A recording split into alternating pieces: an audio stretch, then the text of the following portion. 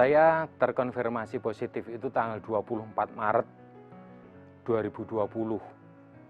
Sehingga kalau dinomorin, saya itu sekitar nomor 100 lah untuk COVID di Indonesia ini. Kira-kira tanggal 13 Maret itu saya datang ke istri saya, di mana istri saya itu investor relation, sehingga yang bersangkutan maupun anak buahnya itu sering melakukan pertemuan dengan para analis-analis baik dari Hong Kong, Taiwan, Singapura, dan sebagainya. Kebetulan sehari sebelumnya itu ada pertemuan analis di sebuah sekuritas terkenal di Indonesia.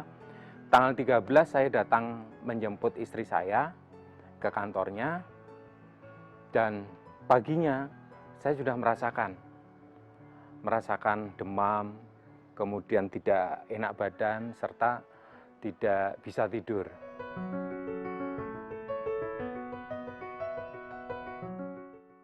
Kaget dan ambyar, Mas.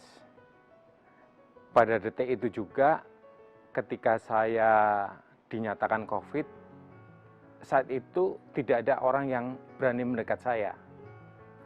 Dan saat itu pula saya harus mencari rumah sakit dan kamarnya.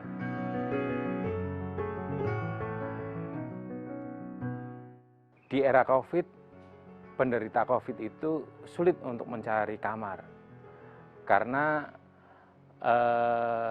semuanya penuh dan semuanya harus dilakukan secara mandiri. Gejala saya itu adalah demam, kemudian sakit kepala, kemudian tidak bisa tidur, diare, selanjutnya serak. Ketika itu saya belum batuk. Begitu masuk rumah sakit, saya kemudian batuk. Saya harus dirawat di rumah sakit karena posisi saya ketika itu paru-paru saya sudah 90% pneumonia, sehingga tidak mungkin untuk dirawat di rumah. Di samping saya mempunyai komorbid jantung, sehingga dokter mewajibkan saya di rumah sakit.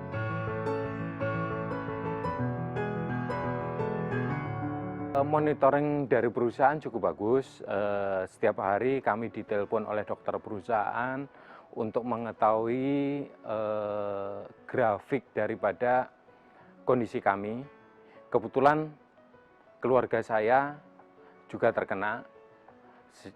Istri saya juga dibantu untuk masuk ke rumah sakit oleh dokter perusahaan dan teman-teman Pertamina. Sopir saya juga begitu. Sehingga saya ini setelah terkena COVID, saya menularkan kepada istri saya dan saya menularkan kepada supir saya.